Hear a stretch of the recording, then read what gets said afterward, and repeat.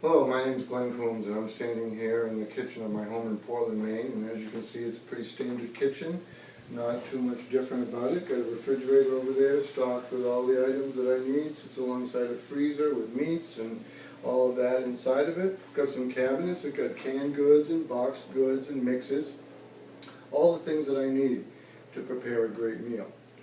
You know, last night I prepared a great meal just from what I have here in this kitchen. It was a meal that was physically nourishing but also very, very satisfying. You know, sometimes having access to all this food, I forget that there are millions across this country who do not have access to food.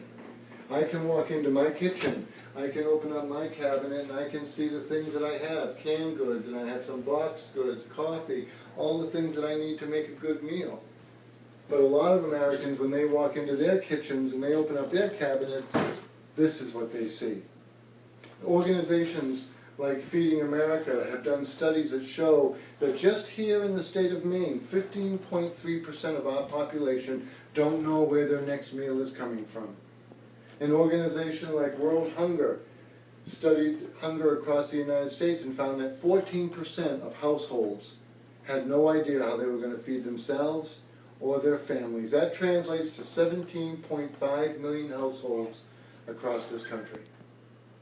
You know, when I was looking to see what in this world and see hunger, I found a face that I put to hunger. One night when I was working and I saw a young man going through a dumpster looking for food. And he found a black trash bag. He opened it up, found a sandwich inside of it, and he ate that sandwich and he continued looking for more and more food.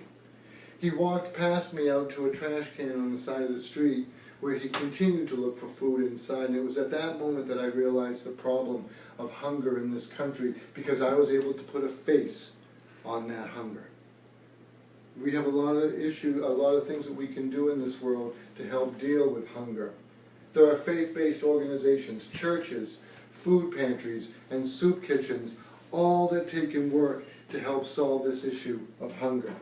We have organizations like Feeding America and World Hunger, World View, the Salvation Army, all ready to meet the needs of people who don't know how they're going to feed themselves and their families.